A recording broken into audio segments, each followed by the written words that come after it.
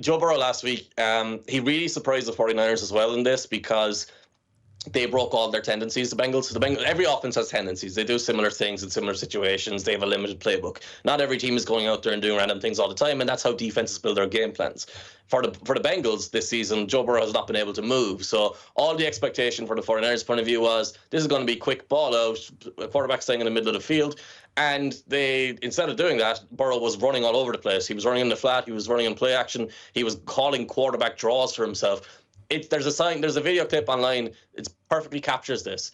Burrow is lined up in shotgun, no running back next to him. It's all 5 wide receivers. He changes the play with his offensive line, and he gives the call for the quarterback run, the quarterback draw, because there's no one in the middle of the field. And his left tackle turns out and looks at him and goes, I don't understand what that call is that you just gave to him. The left tackle is Orlando Brown. He's there for the first time for the first season in Cincinnati. The reason he doesn't know that call, they have not been able to call it once this year because Burrow has been hurt. So now they're calling plays that the offensive lineman doesn't even realize what the play is. They're breaking their tendencies so much. They did the same for the screen touchdown, the fake screen in the back corner in the end zone to Jamar Chase. And it was just a perfectly called game from the Bengals' point of view. And it was a brilliant execution from Joe Burrow. The interesting aspect of it as well is he had a really bad interception to start the game that was dropped. After that, he was pretty much perfect. He looked like his old self. It was dime into tight window, extending plays, avoiding the pass rush, making quick decisions to beat the pass rush over and over again. Like, it's a funny thing. You can watch that game and say, oh, the 49ers had no pass rush.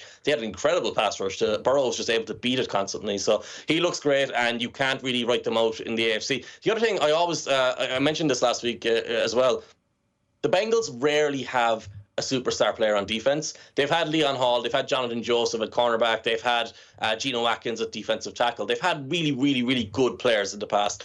But what I've always noticed with this team, and I think it's a franchise ethos, they make sure their worst defender, their 11th best player on the defensive side of the ball, is better than the other 31 teams in the league's worst defender. So there's never a weak spot to go after with in their teams. And I think that goes back to Mike Zimmer originally, who was the defensive coordinator there before becoming the Vikings head coach.